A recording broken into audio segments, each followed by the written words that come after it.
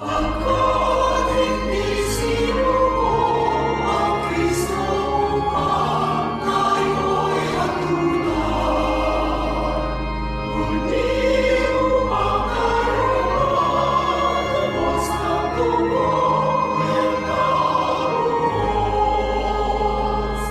Sumampalataya ka kay Kristo Yahushua.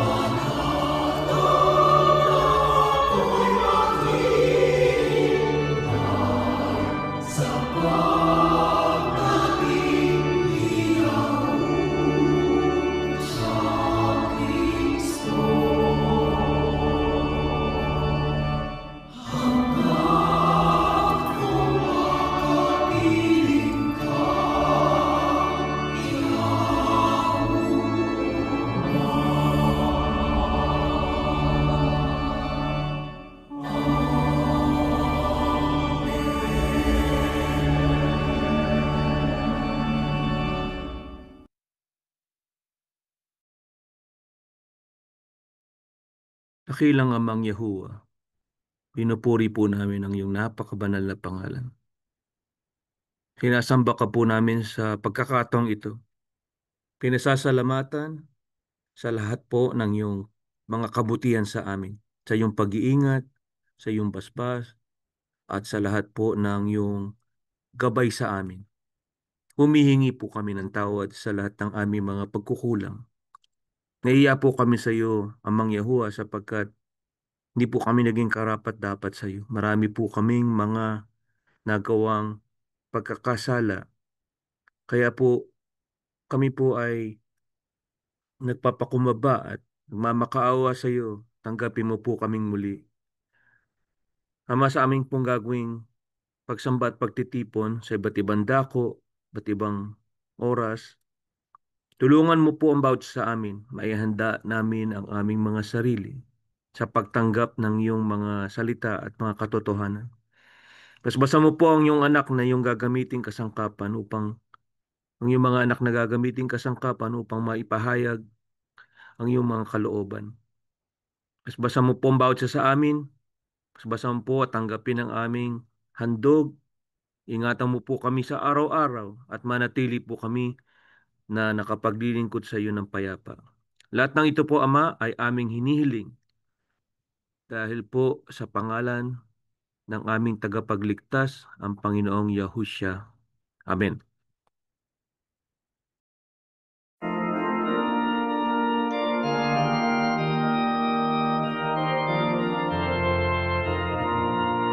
Aral ng ating kaligtasan, unawayan ang tingin. Ihayag na may kagalakan ang pananayahuan. Magsinawit ng papupuri sa pag-ibig ng Ama.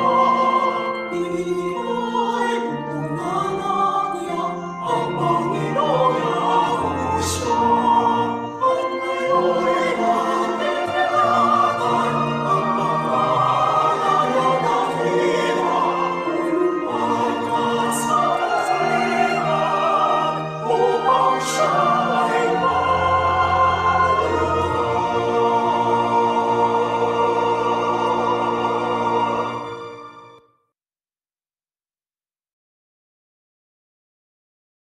Mga mahal na kapatid, ang paksa po na ating pag-aaralan ngayon ay ang isa sa mga utos na madaling baliwalain at malimutan ng ilang tao. Napakahalaga po, mga mahal na kapatid, sa atin bilang mga lingkod ng Diyos na tayo ay magbigay luwalhati sa ating Panginoong Diyos. Ang Diyos ay naluluwalhati kapag kusang loob po tayong sumusunod sa kanyang mga utos. Lalo pat taglay natin ang tapat na pananampalataya. Kasi po ibig sabihin ay nilalaan natin ang ating buong pagtitiwala sa kanyang mga salita, sa kanyang magagawa para po sa ikabubuti, ikaayos at ikasasaya ng ating buhay. Atin pong tinatanggap ang kanyang mga salita sa ganito nating mga pagtitipon, sa ganito nating mga pagsamba. Kaya marapat lamang na atin pong pagtalagahan ang ating mga pagtitipon. Huwag nating kalimutan, huwag nating baliwalain. Bagkus pagtalagahan at kasabikan po natin ang ganito nating mga pagtitipon dahil dito tinatanggap natin ang kaniyang mga kautusan. Ano po ang isa sa mga utos ng Panginoong Yahuwah noon at hanggang ngayon sa tuwing sinasamba siya ng kaniyang bayan? Sa unang Kronika 16:29 at mga Hebreo 13:16, ganito po ang ating mababasa. Ibigay ninyo kay Yahuwah ang mga papuring nararapat sa Kanya. Magdala kayo ng mga handog at pumunta sa Kanyang presensya. Sambahin ninyo si Yahuwah sa kagandahan ng Kanyang kabanalan. Datapwat ang paggawa ng mabuti at ang pag-abuloy ay huwag ninyong kalimutan, sapagkat sa mga gayong hain, ang Diyos ay totoong nalulugod. Ano po ang dapat nating mapansin sa mga talatang ating binasa, mga mahal na kapatid? Ibigay ninyo anya kay Yahuwah ang mga papuring nararapat sa Kanya. Sa tuwing kailan po ba natin na ibibigay ang mga papuring nararapat sa ating Panginoong Diyos? Hindi po ba sa ganito nating mga pagtitipon? Sa ganito po nating mga pagsamba? Kaya dapat po ba nating kalimutan o pabayaan ang ganito nating mga pagkakatipon? Hindi po. Dapat po tayong magtalaga sa ating mga pagsamba sapagkat dito tinatanggap natin ang kanyang mga kautusan. Ano pa po ang tagubilin sa atin mga mahal na kapatid? Huwag aniyang kalimutan magdala ng handog na abuloy.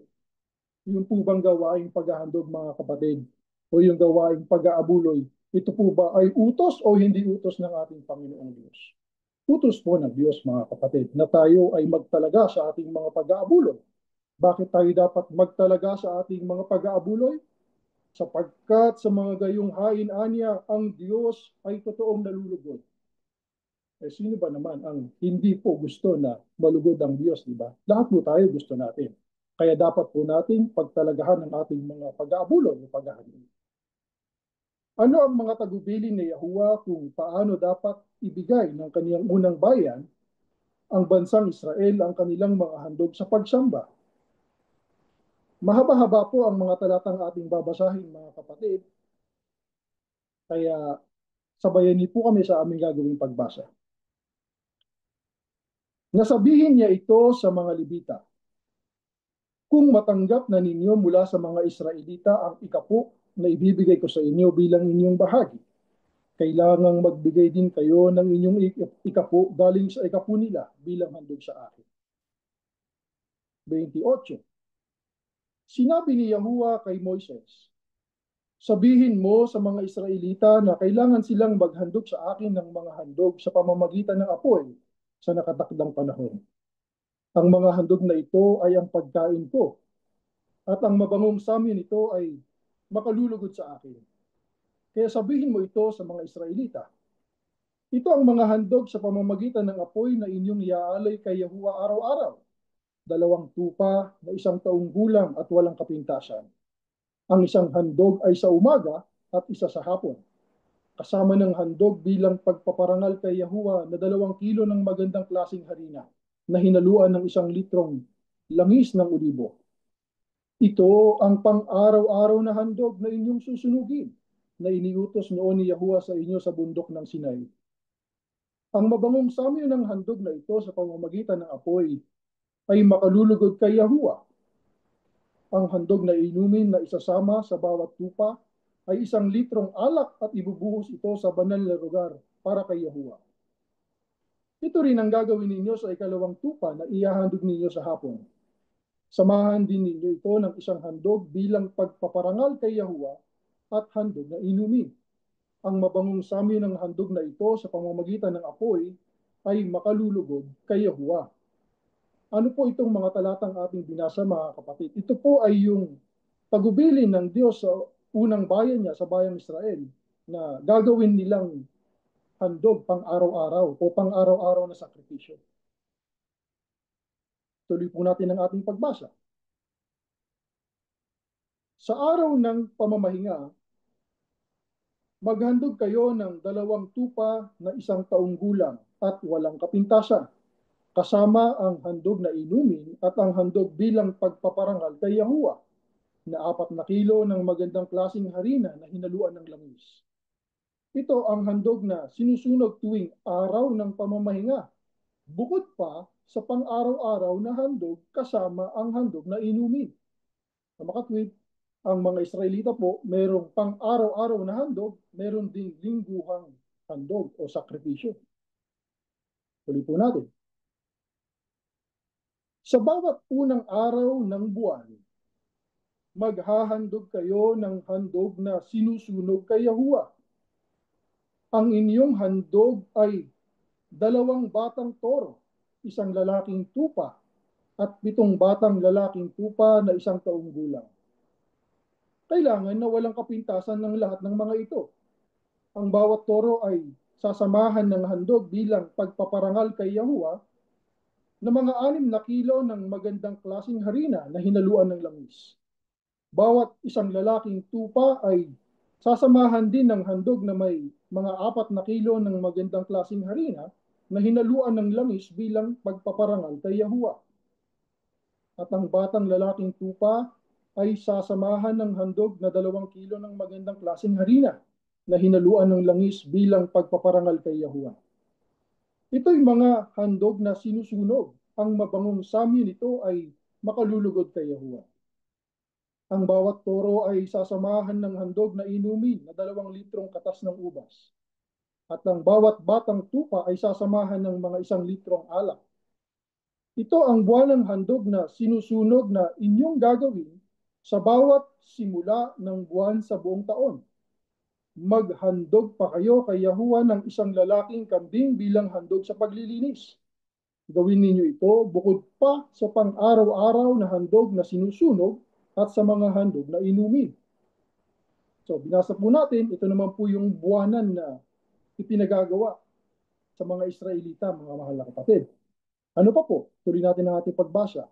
16. Ipagdiwang ninyo ang pista ng paglampas ng anghel sa ika-14 na araw ng unang buwan. Bukas magsisimula ang 7 araw na pista. At sa loob ng 7 araw, huwag kayong kakain ng tinapay na may pampaalsa. Sa unang araw ng pista, huwag kayong magtatrabaho. Sa halip magtipon kayo para sumamba kay Yahuwah. Maghandog kayo kay Yahuwah ng handog na sinusunog na 2 batang toro, 1 lalaking tupa at 7 batang lalaking tupa na 1 taong gulang. Kailangan na walang kapintasan ng lahat ng mga ito. At sa paghahandog ninyo nito, samahan ninyo ito ng magandang klaseng harina na hinaluan ng langis. 6 kilo sa bawat toro, 4 kilo sa lalaking tupa at 2 kilo sa bawat batang tupa. Maghandog din kayo ng 1 lalaking kambing bilang handog sa paglilinis para mapatawad ang inyong mga kasalanan. Ialay ninyo ang mga handog na ito bukod pa sa inyong pang-araw-araw na handog na sinusunog tuwing umaga. Sa ganitong paraan ninyo, ialay itong mga handog sa pamamagitan ng apoy bilang pagkain para kay Yahuwah. Gawin ninyo ito bawat araw sa loob ng 7 araw. Ang mabangong samyo ng mga handog na ito ay makalulugod kay Yahuwah. Ihandog ninyo ito bukod pa sa pang-araw-araw na handog na sinusunog at sa handog na inumin. Sa ika-7 araw, muli kayong magtipon sa pagsamba kay Yahuwah at huwag kayong magtatrabaho sa araw na iyon. So, summarize po natin, mayroon silang pang-araw-araw. Actually, twice a day pa nga yung pang-araw-araw nila eh. Isa sa umaga at isa sa hapon. Tapos meron pong lingguhan at meron din pong buwanan. At yung binasa po natin, taunang sakripisyo o pista ng paglampas ng anghel. Ano pa po mga kapatid? Tuloy natin sa 26. Sa unang araw ng pista ng pag-aani, sa panahon na maghahandog kayo kay Yahuwah ng bagong ani ng trigo, huwag kayong magtatrabaho, sa halip magtipon kayo bilang pagsamba kay Yahuwah. Maghandog kayo ng handog na sinusunog, 2 batang toro, 1 lalaking tupa at 7 batang lalaking tupa na 1 taong gulang. Ang mabangong samyo ng handog na ito'y makalulugod kay Yahuwah. At sa paghahandog ninyo nito, samahan ninyo ito ng magandang klaseng harina na hinaluan ng langis. 6 kilo sa bawat toro, 4 kilo sa lalaking tupa at 2 kilo sa bawat batang tupa. Maghandog din kayo ng 1 lalaking kambing para sa kapatawaran ng inyong mga kasalanan. Ihandog ninyo ito kasama ang mga handog na inumin, bukod pa sa pang-araw-araw na handog na sinusunog at ng handog bilang pagpaparangal kay Yahuwah. Siguraduhin ninyo na ang mga hayop na ito ay walang kapintasan. Ang mga tagubilin po tungkol sa mga handog katulad ng sa Exodo, Levitico at Bilang 15:13, ito po yung paraan ng bawat mamamayan ng Israel o ng mga Israelita na dapat magbigay ng mga handog upang maging kalugod-lugod sa ating Panginoong Yahuwah. Ang mga handog ay ibinibigay para sa isang tiyak na kadahilanan. Ang mga Israelita po ay nasa Midian at sa unang pagkakataon, magkakaroon ng sapat na mga baka upang maghandog ng mga handog na ito. Lalo na pagkatapos talunin ng mga Midianita. habang naghahanda silang pumasok sa lupang pangako, yung sistema po ng mga handog na sakripisyo ay maaari lamang ganap na maipatupad kapag nanirahan na sila, sa halip na manatiling nomadic o manglalakbay. Sa aklat po ng bilang 28, inihahanda ng Panginoon ang mga Israelita para sa pagbabagong ito. Ang pagsasabuhay ng mga batas sa ikapu ng lumang tipan sa konteksto ngayon ay nagdudulot po ng mga hamon dahil sa partikular na kultura at kasaysayan nito. Ang bagong tipan ay hindi na nagtatakda ng isang nakapirming halaga para sa pagbibigay, ngunit binibigyang diin ang pagkabukas palad, pangangasiwa at motibasyon sa likod ng pagbibigay. Hinikayat po nito ang mga mananampalataya na magbigay ng malaya at may kagalakan ayon sa kanilang kakayahan at paniniwala na nakatuon sa intensyon sa likod ng gawain sa halip na isang matigas na porsyento. So yung binasa po natin, mga kapatid, napakahaba nun. Yun po yung tagubilin ng Diyos na gawing paraang paghahandog ng mga Israelita. Ganun pa rin po ba ang ipinagagawa sa atin ngayon, mga kapatid? Hindi na po. Sa bagong tipan, hindi na po nakatakda ang nakapirming halaga para sa pagbibigay. Ngunit, yung pagkabukas palad, mga kapatid, galing sa puso. Ano po ang mga halimbawa ang ibinibigay ng mesiyanikong batas at ng bagong tipan tungkol sa pagbibigay ng mga handog sa ngayon? Sa unang Korinto 16, 1 hanggang 2, at sa ikalawang Korinto 8, 1 hanggang 5, at 11 hanggang 15 pa. Ganito po ang ating mababasa, mga kapatid. Ngayon, tungkol naman sa tulong na nalikom para sa mga mananampalataya ng Diyos sa Judea. Gayahin ninyo ang ipinagawa ko sa mga iglesyang nasa Galacia. Sa bawat linggo, ang bawat isa sa inyo'y maglaan na ng halaga ayon sa inyong kita at ipunin ninyo ito upang pagdating ko riyan ay nakahanda na ang inyong tulong. Tuwing unang araw ng Sanlinggo, ang bawat isa ay maglaan ng bahagi ng kanyang kinikita. Mga kapatid, nais naming malaman ninyo ang ipinakitang kagandahang loob ng Diyos sa mga iglesia sa Macedonia. Dumanas sila ng matinding kahirapan at ito'y isang mahigpit na pagsubok sa kanila. Ngunit sa kabila ng kanilang pag-iikahos, masayang-masaya pa rin sila at bukas ang palad sa pagbibigay. Sila ay kusang loob na nagbigay hindi lamang sa abot ng kanilang kaya, kundi higit pa. Alam ko ito sapagkat mahigpit nilang ipinakiusap sa amin na sila ay bigyan ng pagkakataong makatulong sa mga kapatid na nangangailangan. At higit pa sa inaasahan namin. Ibinigay nila ang kanilang sarili. Una sa Panginoon at pagkatapos ay sa amin, ayon sa kalooban ng Diyos. Kaya tapusin na ninyo ito. Ang sigasig ninyo noon sa paghahangad ay tumbasan ninyo ng sigasig na tapusin ang bagay na ito. Magbigay kayo ayon sa inyong makakaya, sapagkat kung may hangaring magbigay, tatanggapin ng Diyos ang inyong kaloob ayon sa inyong makakaya at hindi ayon sa hindi ninyo kaya. Hindi sa ibig kong guminhawa ang iba at mabigatan naman kayo. Ang ibig ko ay matulungan ninyo ang isa't isa. Masagana kayo ngayon, marapat lamang natulungan ninyo ang mga nangangailangan. Kung kayo naman ang mangailangan at sila'y sumagana, sila naman ang tutulong sa inyo. Sa gayon, magkakapantay-pantay ang kalagayan ninyo, tulad ng nasusulat. Ang kumuha ng marami ay hindi lumabis, at ang kumuha ng kaunti ay hindi naman kinulang. Ang bagong tipan ay nagbibigay ng mga nakasisiglang halimbawa at alituntunin ng pagbibigay na gumagabay po sa atin sa ating pangasiwa. Ang mga alituntuning ito ay naghihikayat sa marami, kung hindi man karamihan, mga tagasunod ni Yahusha na masayang magbigay ng higit pa sa 10% sa gawain ng Kristo. So sa unang araw ng bawat linggo o tuwing linggo, bawat isa po sa atin, huwag mag-atubiling magbukod ng halaga ayon sa ating kasaganaan o kinikita. Higit pa po sa ating kakayahan, kusang loob tayong nagbibigay, pwede nating higitan ang ating kaya kung kaya natin ang ikapu, higatan pa po natin. Patuloy na ipinahayag ni Pablo na namamalamanhik sa amin na magkaroon ng pribileyo na makibahagi sa paglilingkod para sa mga banal sa Jerusalem. Hindi lamang sila nagbigay ng material na bagay ayon sa aming inaasahan, kundi ibinigay muna nila ang kanilang sarili sa Panginoon at sa amin sa pamamagitan ng kalooban ng Diyos.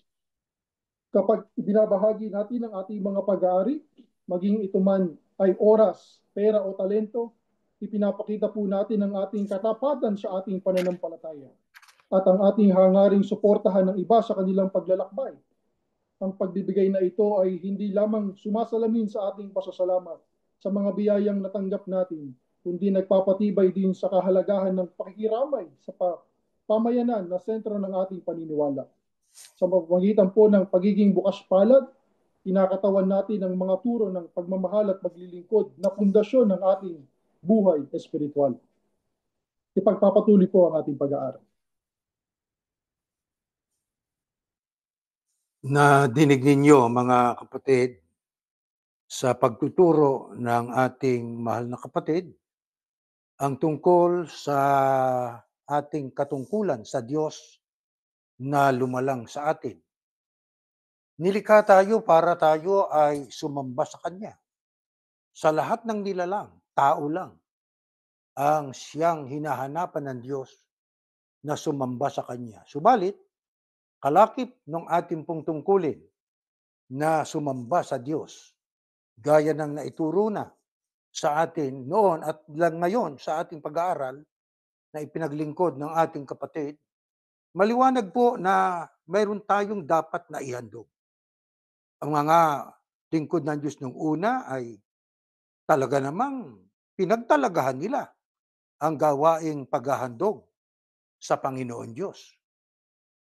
Yun ay dinitalye sa mga mahahabang mga talatang ipinaglingkod ng ating kapatid para inyong makita na hindi natin iniimbento ang ating pinag-aaralan, kundi kung ano ang nakasulat sa Biblia, yun po ang ating ibinabahagi sa inyo, sa ating lahat.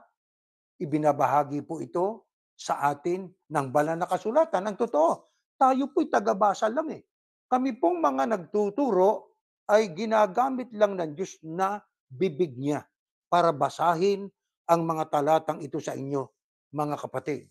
Kaya ang totoo niyan eh, ang pangunahing tumutupad nito ay ang mga nagtuturo. Tayo ay naghahandog. Mula doon sa aming tinatanggap na biyaya, nagbubukod kami para ihandog sa ating Panginoon Diyos.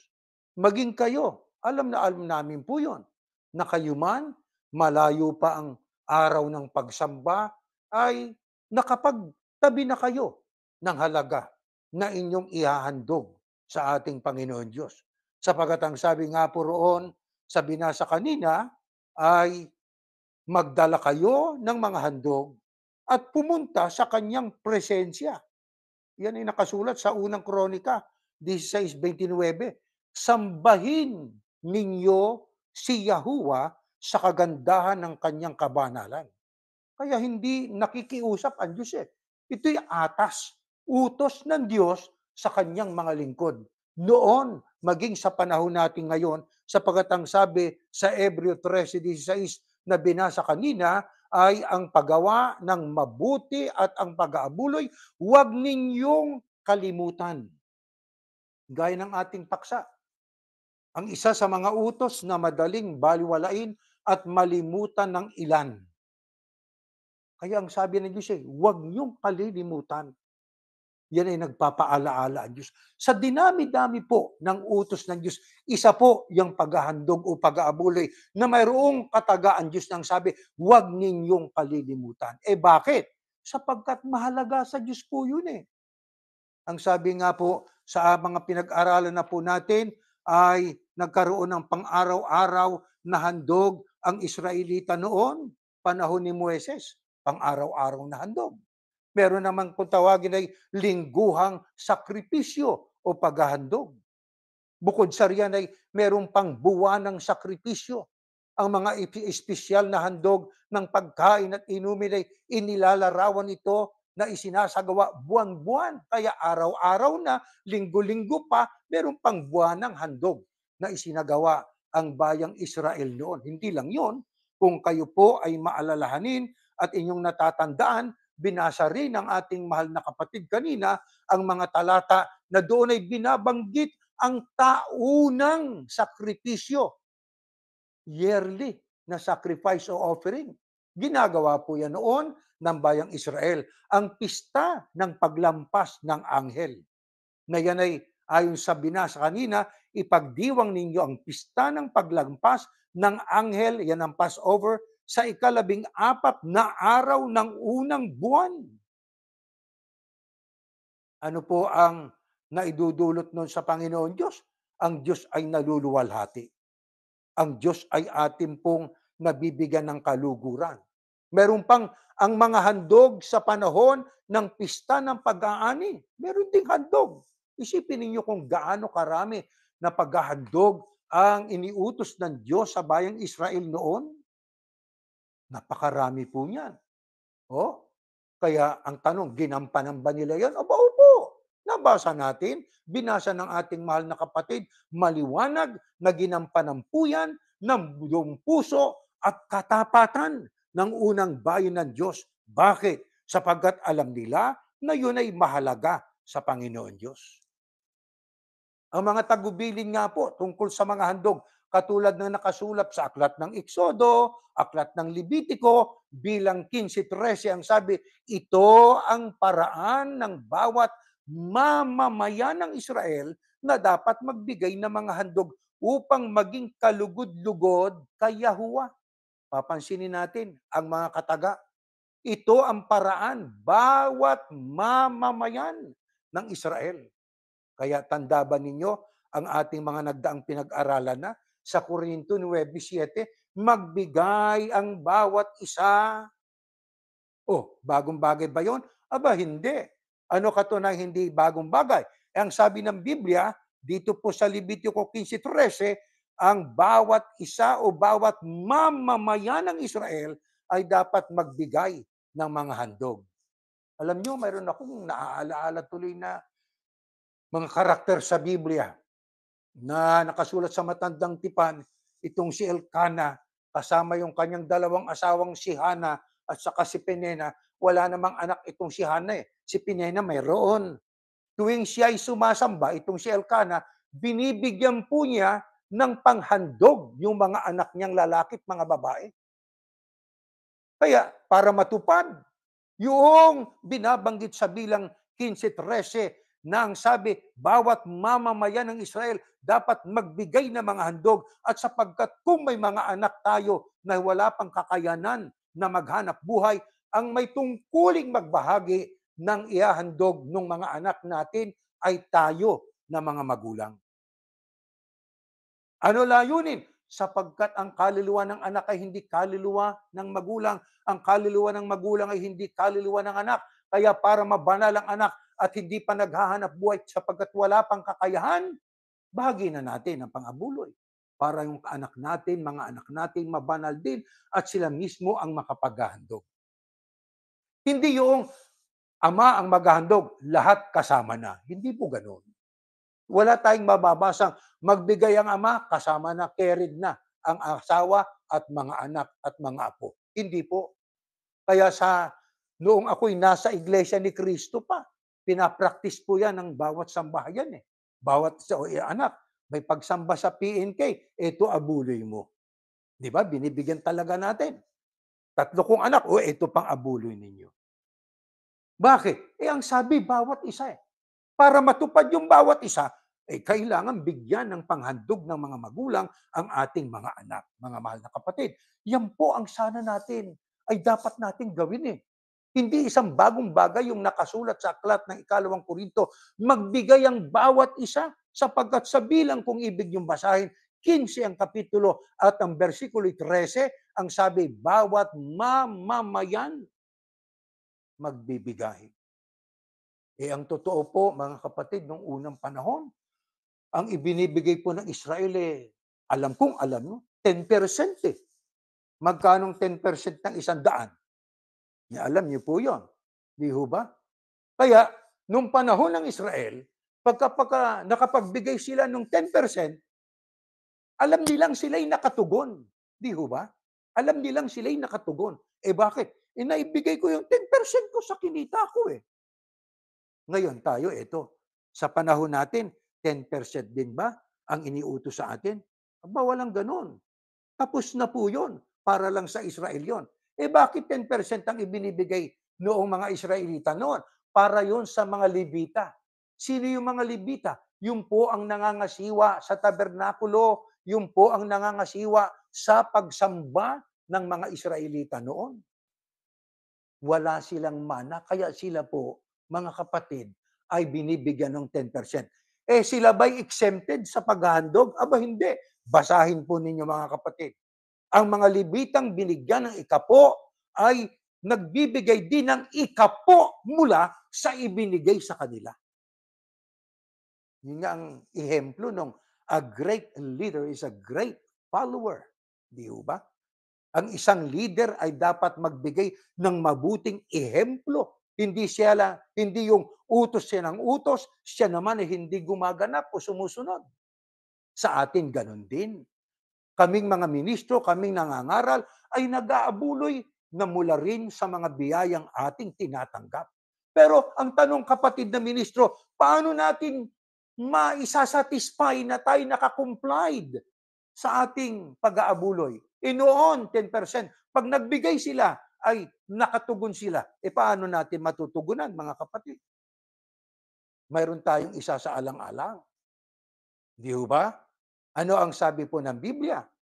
Ang sabi ho dyan dito sa talatang ito, kaya tapusin na ninyo ito, ang sigasig ninyo noon sa paghahangad ay tumbasan ninyo ng sigasig, tapusin ang bagay na ito. Magbigay kayo ayon sa inyong makakaya. Maliwanag po yan. Yan, kaya walang 10% sa atin. Ayan lang ang mga tuntunin. Magbigay kayo ayon sa inyong makakaya. Ano ang ibig sabihin yan? Kaya mo na magbigay? Opo, yung bang binigay mo ayon sa kaya mo. Alam nyo, sa isang ehemplong konkreto, halimbawa ako ay tumanggap ng biyaya na 200 sa isang linggo. Ang 200 doon, magpapasya ako. Magkano iaabuli ko? Halimbawa, ang pasya ko, $45 ang aking ibibigay tuwing pagsamba ko. Ano yun? Yun ang gusto mo, yun ang kaya mo eh. O di ba? Yun ang pasya ng puso mo eh. Kaya sa isang bahagi, nakaka-comply ka, natutupad mo. Ano pa sabi? Sapagkat kung may hangaring magbigay, tatanggapin ng Diyos ang inyong kaloob ayon sa inyong makakaya at hindi ayon sa hindi ninyo kaya. Yun ang maliwanag. Bakit? Sapagkat naghandog ka nga, hindi naman ayon sa kaya mo, napilitan ka lang, hindi matutuwa ang Diyos doon. Sapagkat ang Diyos po ay natutuwa sa nagbibigay ng ayon sa kaya niya, bukal sa kalooban niya. At hindi lang yun, mga kapatid, ito pa, hindi sa ibig kong guminhawa ang iba at mabigatan naman kayo. Ayan ang mga pasubali ni Pablo. Hindi sa ibig ko ang wika ni Pablo, guminhawa yung iba. Ang totoo nga po, ang abuloy nung panahon ng unang iglesia para sa mga miyembro, hindi para magpagawa ng kapilya. Kaya anumang relihiyon ngayon, puro kapilya, puro kapilya, puro kapilya, walang katapusan ng tipon construction. Mayroon silang layunin na ron. Pinakikita ang construction, pero ang malaking bahagi ng pera kung saan napupunta, abay, pagawa ng mansyon, ng pansarili nilang, yun na lang ang kanilang pang-attract para sabihin, aba, napupunta abuloy natin doon. Pero hindi lahat ng abuloy napupunta ron, mga kapatid. Alamin ang bahagi na malaki-laki saan napupunta. Di ho ba, mga kapatid? Ngayon, dito po sa ating nabasa, ang sabi, hindi sa ibig kong guminhawa iba, mabigatan naman kayo. Ang ibig ko'y matulungan ninyo ang isa't isa. Ganyan ang iglesia. Magtulungan. Kaya tayo may abuloy para magtulungan eh. O, di ba? Ang mga Levita nangangasiwa, tulungan. Binigyan sila ng 10%. Ang mga nangangasiwa ngayon, tutulungan din. Kaya may tulong. Sa ibang salita, talagang sweldo. Hindi po ba? Saan man gagaling po yun? Sa bawat isang magbibigay na kapatid. Kung magbibigay ang bawat isa, ng batay sa kaya. At hindi lang yon. Pag binasa pa natin ng Korinto, magbigay, 9:7, magbigay ang bawat isa ayon sa kanyang iginiginhawa at ayon sa pangangailangan. May pangangailangan tayo. Kailangan isaalang-alang din natin yon. Gaano pangangailangan natin? Ganito ang pangailangan natin. Dapat ay makatugon tayo dun. Di ho ba? Para supisyente yung ating kailangan, yung pondo natin. Para maging supisyente yon. Para ating pong maipagpatuloy ang ating pagpapalaganap, maipagpatuloy ang tungkulin natin, iturong ebanghelyo hanggang sa katapusan ng mundo. Nagbigay nga tayo, hindi naman ayon sa pangangailangan. Hindi man lang, sabi nga nung panahong una, nung tayo nandun pa sa Iglesia ni Cristo, nagbigay nga tayo pero hindi man lang makabili ng isang pirasong pako. Sabi nga, pabirong salita, di ho ba? Ibig sabihin, ang ibibigay natin, nakakatulong sa pangangailangan natin para lalong maipalaganap ang dalisay na ebanghelyo. Ano pa sabi ni Pablo? Ito pa sabi niya. Ang ibig ko ay matulungan ninyong isa't isa, masagana kayo ngayon. Marapat lamang natulungan ninyo ang mga nangangailangan. May mga kapatid ba tayong masagana buhay? Salamat sa Diyos. Batay sa kasaganaan ninyo, magbigay kayo, mga kapatid. Masagana ba ang buhay ng kapatid natin na nasa iba't ibang mga lugar? Opo, magbigay tayo para doon naman sa mga nangangailangan. Katulad sa mga darating na panahon, meron tayong pag-aaralin sa kolehiyo na kapatid na taga-Pilipinas. Paano natin mapag-aaral yun kung wala tayong pondo sa ating pong charitable deeds, sa ating foundation? Di ho ba? Yun ang ating mga plano eh. Kaya talagang dapat talaga sa bawat isa sa atin ay magpasan. Pag sinabing magpasan, dama natin ang bigat. Di ho ba? Pag sinabi nating dama natin ang bigat, nakakatulong yung ating po na inihandog. Bukal sa puso, masunuring lingkod ng Diyos, at nagagalak tayo sa ating pong pagbibigay. Hindi ho tayo naiinis. Alam niyo, ang nangyari sa iglesia, eto. Sa iglesia, iulitin natin ha, may Abulay Huwebes Linggo, may Tipon Construction, may Lagak sa Pasalamat, ayan na nga, para sa construction. Meron pong tayong handugan sa distrito, tayong handugan sa lokal, meron pa pong lingap sa mamamayan, at meron pa pong abulay pag namatay. Ang dami niya na, di ba? Pero sa atin, wala po niyan. Isa lang ang mayroon tayo.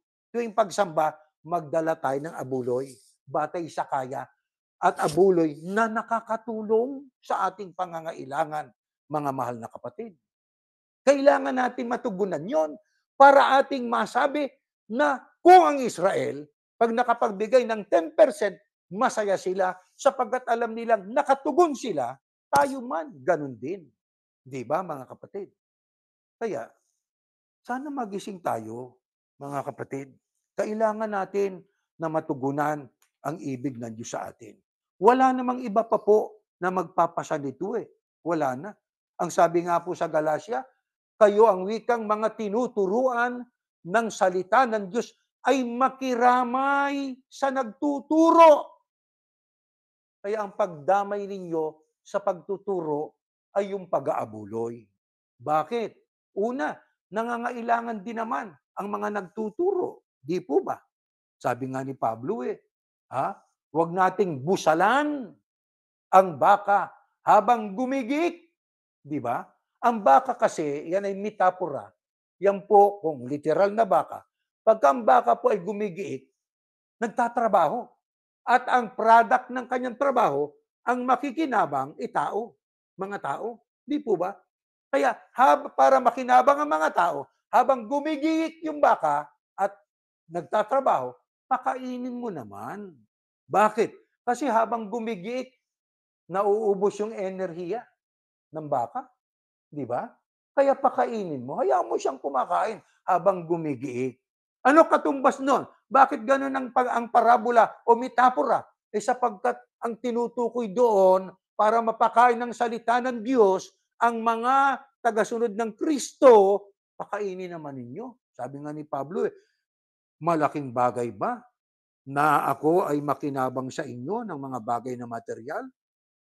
Ang ibinabahagi ko naman sa inyo ay mga bagay na espiritual.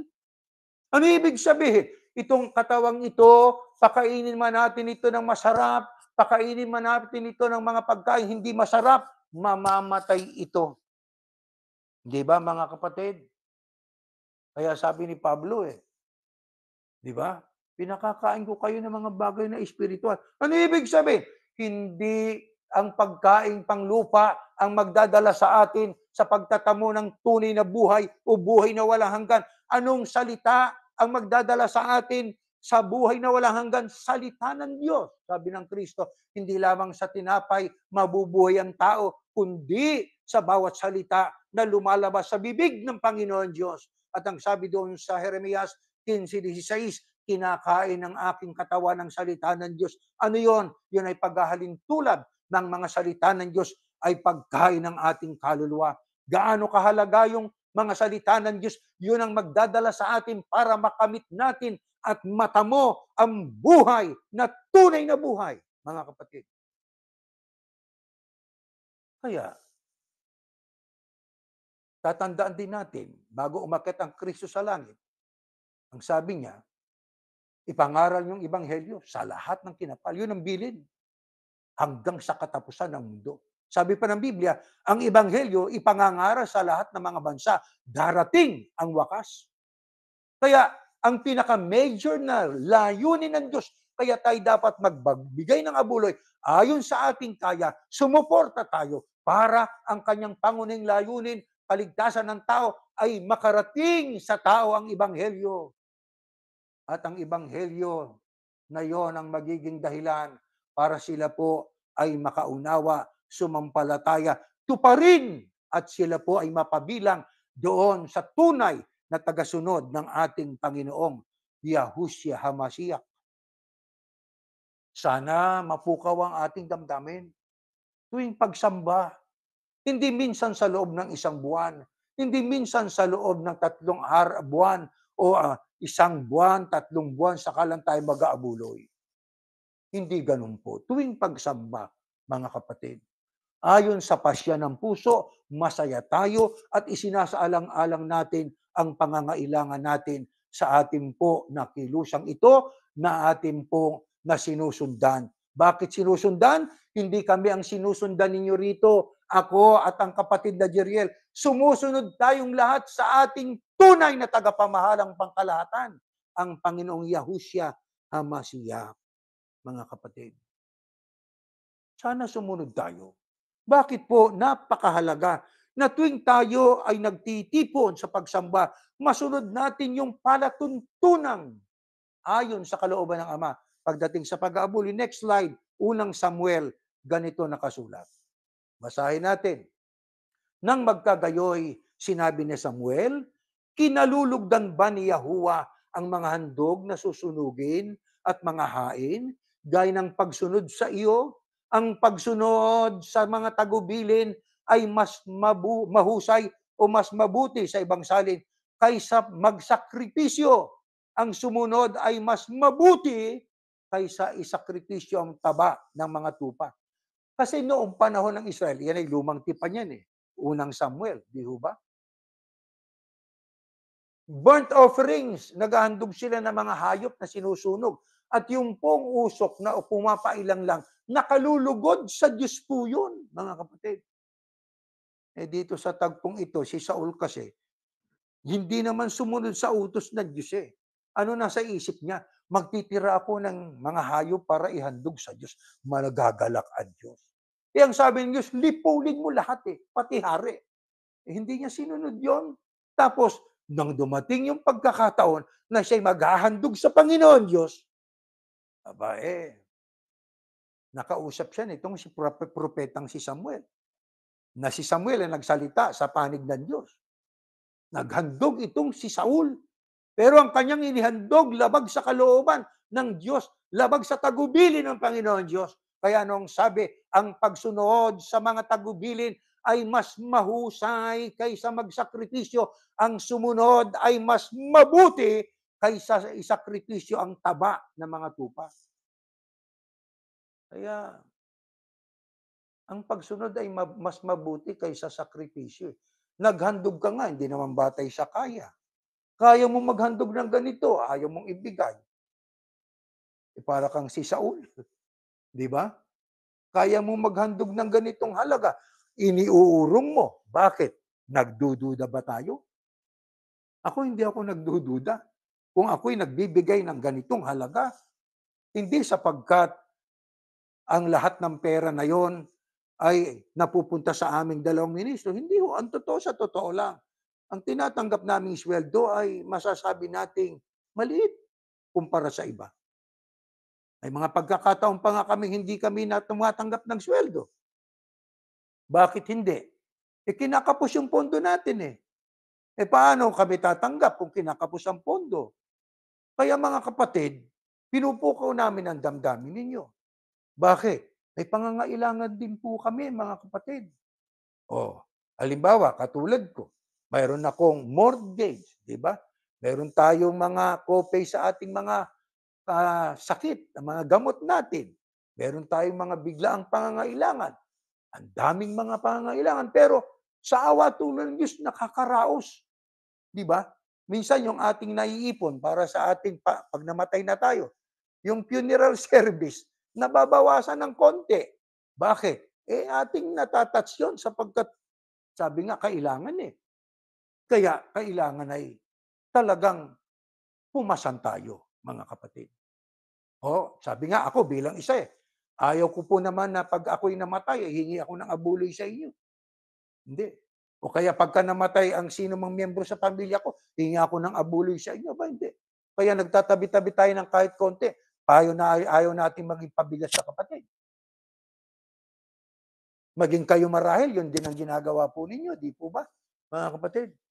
Kaya dito, sa atin po, na ginagawang paglilingkod, pinupukaw tayo ng mga salita ng Diyos na magbigay tayo ayon sa kaya natin. Huwag nating iuurong.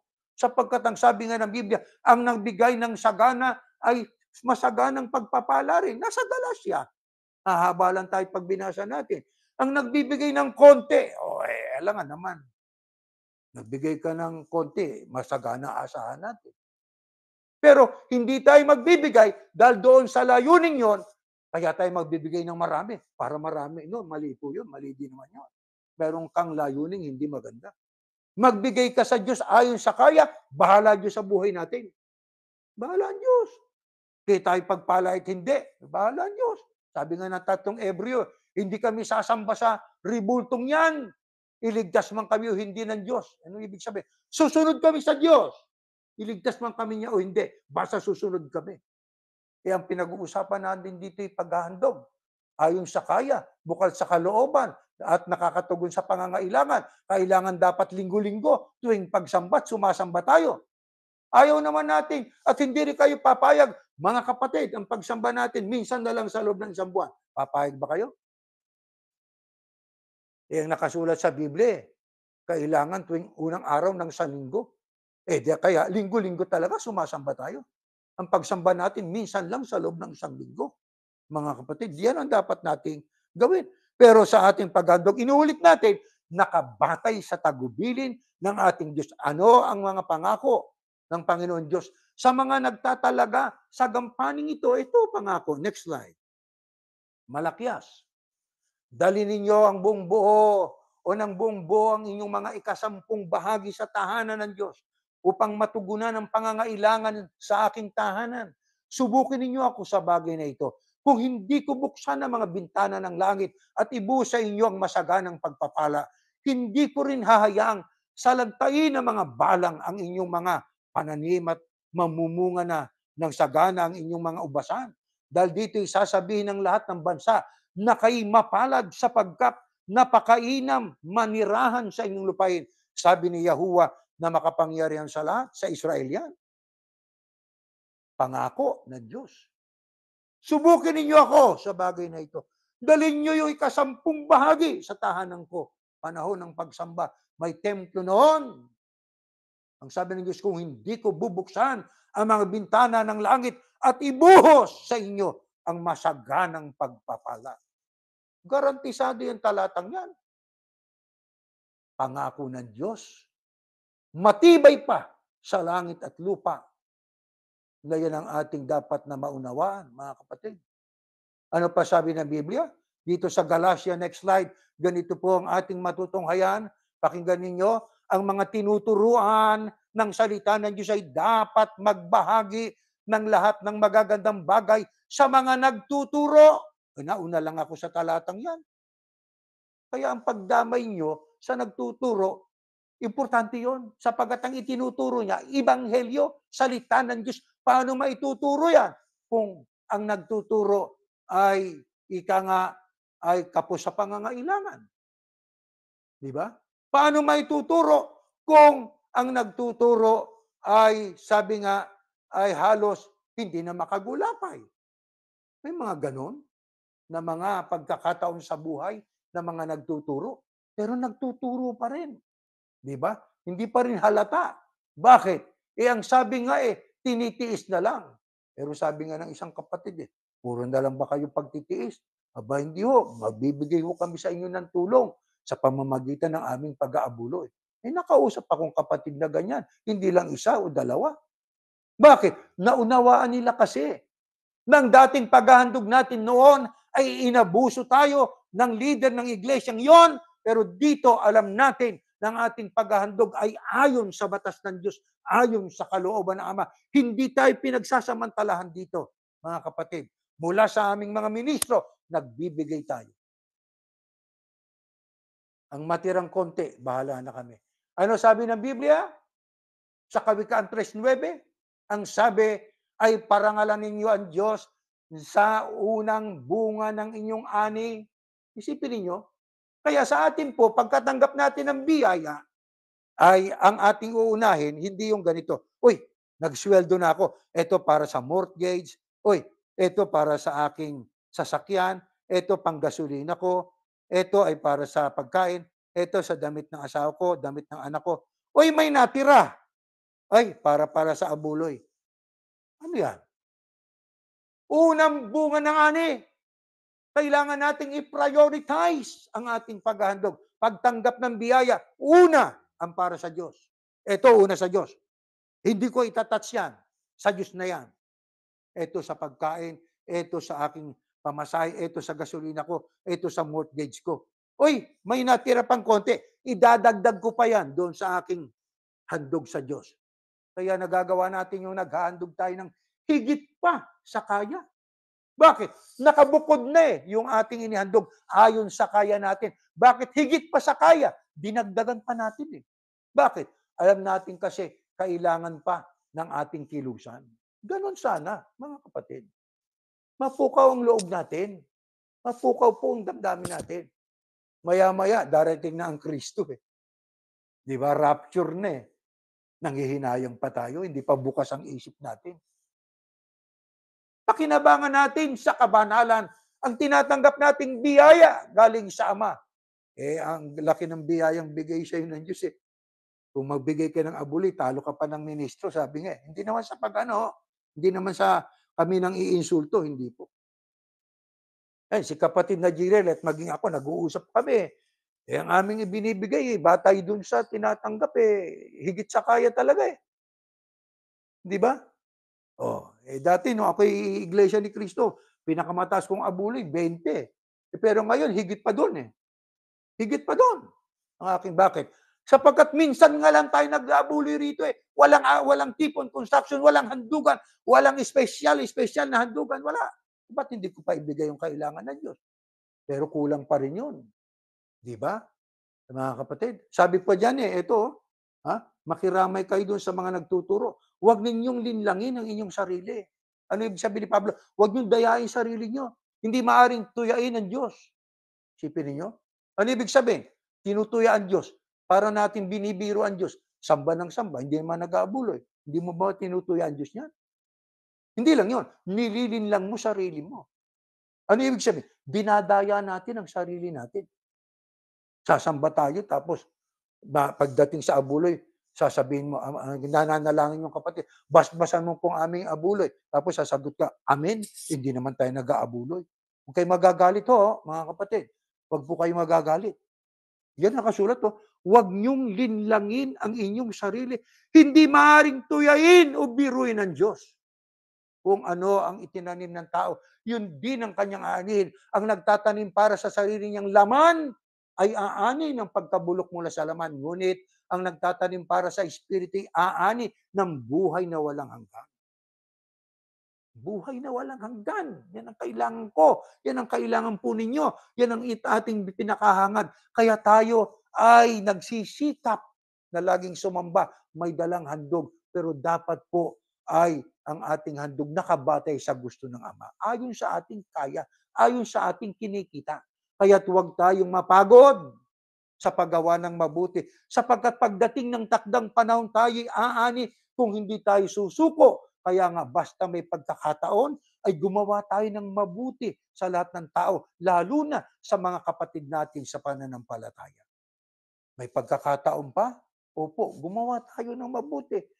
Ang isa sa mga mabuti na huwag nating baliwalain at huwag nating kalilimutan ang pag-aabuloy o paghahandog. Sa ganung bagay ang Diyos ay totoong nalulugod. Totoo. Hindi lang basta nalulugod. Totoong nalulugod ang Diyos. Bakit nalulugod ang Diyos? Yun nga, sa ganung paraan, matutupad natin ang pagpapalaganap ng salita niya. Utos niya yon. Nang sabi, sa ikaunang Timoteo 2:4, ng Diyos ang may ibig ng lahat ay maligtas at makaalam ng katotohanan. Kaya galak na galak ang Diyos. Totoong nalulugod siya pagkat ay tumutulong sa pangangaral at sa mga nagtuturo ng aral ng Diyos sapagkat na ipalalaganap ang aral niya.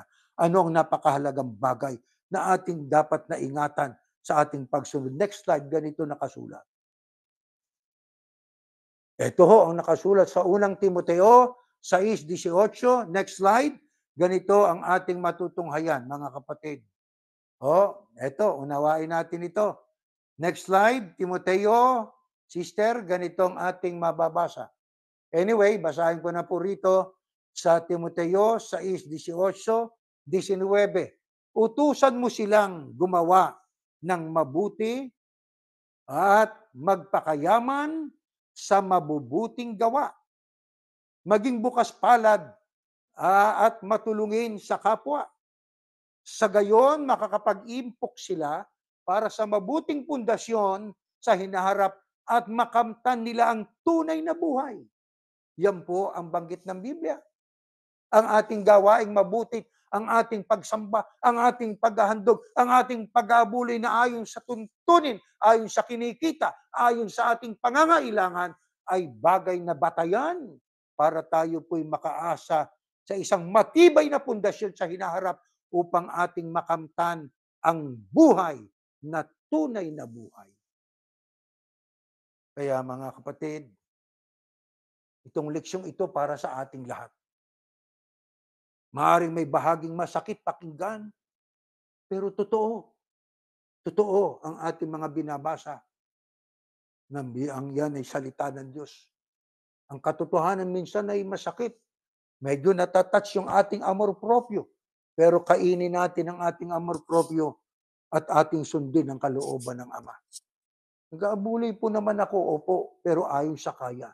Ayon sa kinikita po at nakakatulong sa pangangailangan para ang ating pong pagpapalaganap at ang pagtuturo ay magpatuloy. Darating ang panahon, mga kapatid, na ang pagpapalang ito na inilalaan sa atin ay ating makakamtan ng totoo dito pa lang sa lupa. Makakamit na natin yung mga pangakong pagpapala, lalo na po ang buhay na tunay na buhay. Ang buhay na ito, pansamantala lang, ang buhay na ito, hindi ito ang tunay na buhay sa sentidong may wakas ito. Ito'y katawan na may karamdaman, ito'y katawan na may kahinaan ng katawang ibibigay, katulad ng katawan ng Kristo. Pagdating ng rapture, yun ang ating po makakamit. Kaya magpondo tayo. Maglagay tayo ng matibay na pundasyon para ang ating inaasahan ay ating makamit at makamtan. Hanggang diyan at tayo po ay tumayo at tayo po ay mananalangin, mga kapatid. Salamat po, dakilang Ama, sa mga katotohanang nadidinig namin. Mga aral mo na napakahalaga sapagkat ang mundo, ang daigdig ngayon ay napakagulo na. Sana maging sapat na ito para kami ay matuto na magsaalang-alang na kami nasa dulo na ng panahon. Maaaring sa isang kisap matay, dumating na ang Kristo sa araw ng rapture. Yun ay darating sa anumang sandali, sa anumang sitwasyon, sa anumang kalagayan namin sa buhay. Kaya tinuturuan mo kami, Ama, na sumamba, maghandog, sapagkat ito'y totoong nakalulugod sa iyo. Gawain noon hanggang ngayon at magpakailanman. Hanggat may langit at lupa, tungkulin ito ng mga anak mo na pinaunawaan mo ng aral mo na magdadala sa amin sa kaligtasan. Kung noon ay kapo ang handog ng mga Israelita, sa panahon namin ay hindi na gayon, pero meron kaming dapat isaalang-alang. Dalak ang aming paghahandog, may kagalakan. Naghahandog kami ng kusa at ayon sa kinikita namin at ayon sa pangangailangan ng kilusan. Kapag kayo na ay aming nagampanan, para na rin kaming nakatupad katulad ng Israelita noon. Ang aming hinihiling lang sa iyo, Ama, ipaunawa mo po sa amin kung gaano ka namin napupuri at kung gaano ka namin napapaluwalhati kapag ka ito'y aming ginagampanan. Opo, hindi man po kami nangangako sa iyo, pero aming ipagpapatuloy ito sapagkat ang mga salita mo'y napakahalaga. Ito ang magdadala sa tao sa liwanag, sa tanglaw, mula sa kadiliman ng maling aral. Ito ang magdadala sa tao tungo sa kaliwanagan, tungo sa kalagayang malwalhati, sa paraang panatag sa aral, sapagat alam niyang aral na tinanggap, mga aral ng katotohanan. Kaya hinihiling namin sa iyo, Yahuwa na amin Diyos, basbasan mo po kami. Dagdagan mo ang aming pananampalataya. Dagdagan mo ang aming pag-ibig sa iyo, ang aming pagtulong sa gawain upang kaming lahat ay sama-sama makapagbigay ng kaluwalhatian at kaluguran sa iyo. Umaasa din kami, patuloy mong babasbasan ang kasangkatauhan. Mabigyan pa ng pagkakataong sila'y makapakinig, makarating ang ebanghelyo, sila may maliwanagan upang sila man ay magkaroon ng kaisipan na katulad namin na kami naglalakbay lamang sa buhay na ito. Hindi ito ang tunay naming bayan. Ang sa amin ay ang bayan na iyong inilalaan para sa mga tapat mong mga anak. Umaasa kami, tinanggap mo ang aming maikling pakiusap, tinanggap mo at pinagindapat mong aming pagsamba. Ang lahat ay aming hinihiling sa pangalan po ng iyong anak, ang Panginoong Yahushua na aming tagapagligtas.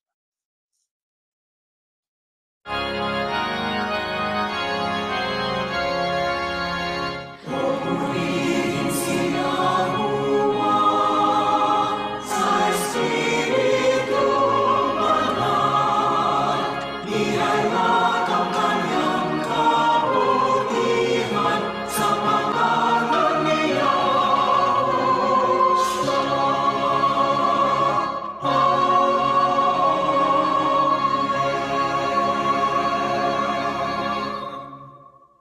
Ang biyayang pagliligtas ng ating Panginoong Yahushua, pag-ibig ng Diyos na si Yahuwa, at ang patuloy na paikilakit ng Espiritu Santo, sinawang sumaating lahat ngayon at magpakailanman. Amen. Mga kapatid, meron tayong ilang mga tagubilin.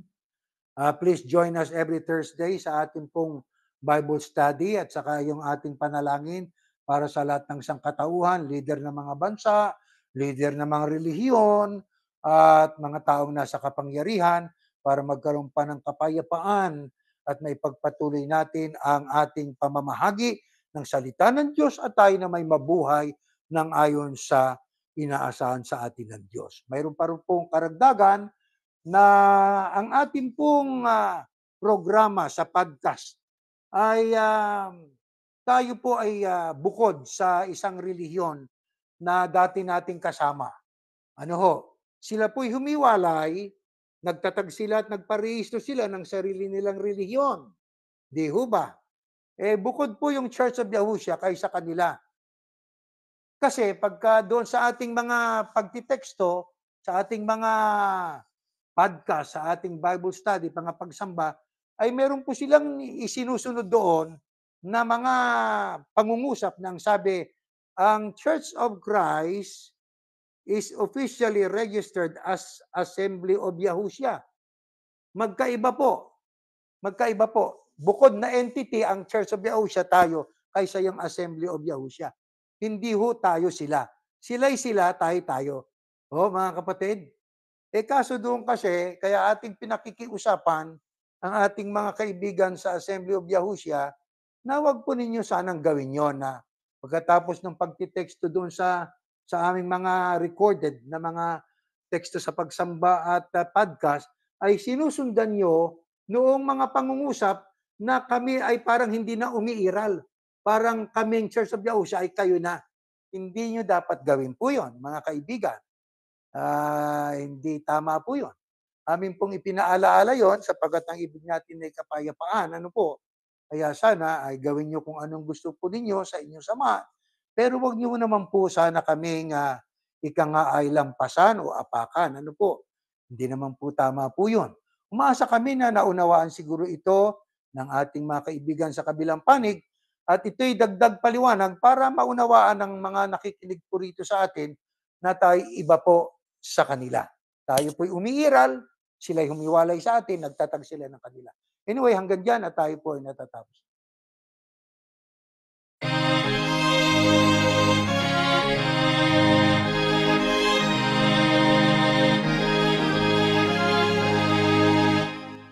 Sa puso natin ang aral ng Diyos Yahuwah at maging matatag. Pagkatyak na darating araw ng paghuhukom o kaya siya'y tingin. Mga labing ang iglesia, ipagtanggol ang katwiran, gamit ang sandatanya, tayo ay manindigan. Sa ating